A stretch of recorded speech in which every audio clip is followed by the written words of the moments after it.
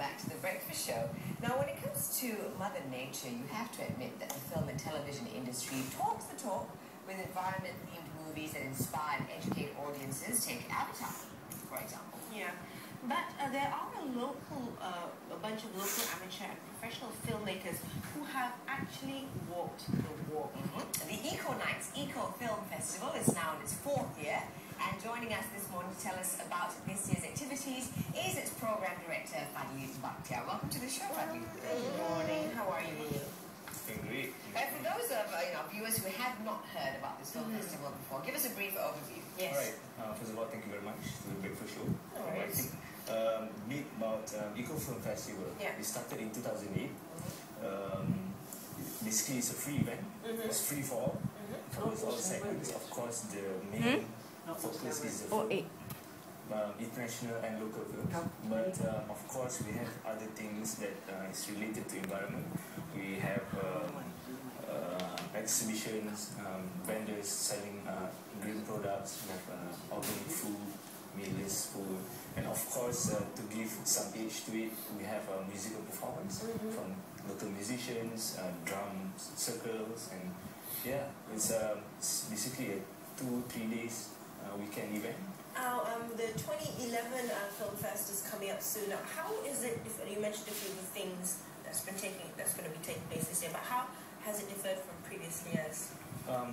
Definitely, Size and magnitude. Definitely, this year we have the all-time high films, locally and internationally. I mean submissions. Submissions, yes. We have about 23 local films this year compared to about less than 10. I think about 6 or 7 last year. Last year, less than 10. Wow. And for international films, it's I think it's 49 this year. Oh, wow, fantastic. Yes. And are they judged in separate categories? Yes, in separate categories. We have 4 categories to be judged: local films, best international films, jury award, and young award. Okay. So pretty much anybody and everybody who has done a piece on the environment can actually send in their videos. Does it have to be a film, or can it be a documentary? It could be anything. It could be anything. What kind of length are you looking at? Wow, if you look at the films, locally and international, you have from something from 2 minutes, short film or animation, to a stretch of 120 minutes. Right, so full-length movie. Full-length movie, feature films, comedy, documentary, animation, anime. Now, in the opening, just before we started the interview, we actually showed short clips, and these were actually previous year submissions. Yes, previous year submissions. Some looked like pretty intense. Are they these submissions? Wow, yes, you have all sort of things like I mentioned before. You have comedy, something very light. You have something about feature films, something related to environment. Tell us about last year's perhaps jury winner. Last year we have only two categories: the best local film and best international film. Right. For the international film, it was won by this very nice guy, John Tring, from USA. The movie is called Agent Orange. It's about it's about the chemical that they used in Vietnam 50 years ago that's really affecting people now. You know, the babies were born from, and it's quite intense, but it's very. That was a documentary or more of a film? It's more of a documentary, but somehow it really caught eyes.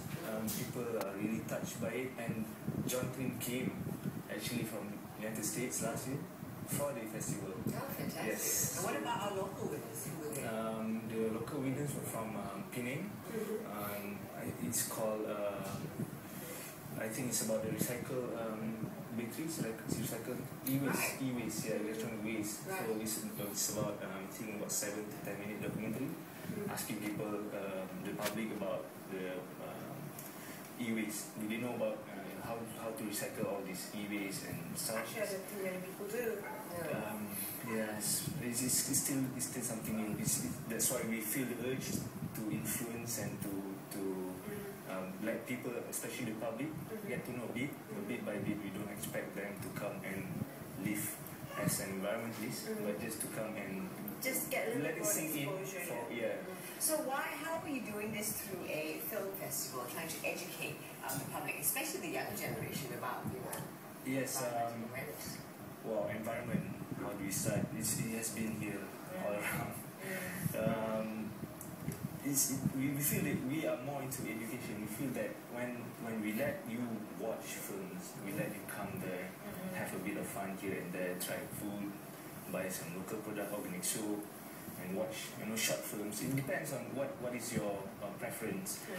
Some people, they care about some issues, but they don't know how are they going to get involved. Right. So instantly for film festival, because there's not many actual film festival, especially environment. It's the only one in Malaysia. Yes, it is.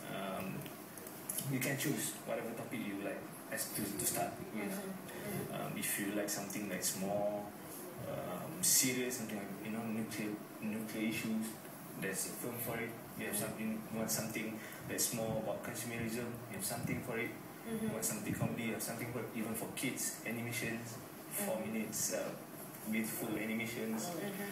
There's a lot of things. You have to just if you are willing to learn, to get to know, you definitely get something from it. So, besides it's just the competition itself, you will actually have what you call the Film Fest Central Screening area, where you will be screening a lot of films. But where are these films from? Were they last year's submissions or things that you guys have picked up along the way? Things that No, it's every year. Every year we'll get new films. Right. Yes. Wow. There are more than 50 films for international, so you can imagine it goes across from America, Brazil, USA, Bolivia, Argentina, to Asia, Indonesia, first time in Indonesia, India, Japan, and Australia, and of course Europe. Wow, that's like a stretch of Europe. You guys have got a lot of representation. How have you been spreading the word about these films?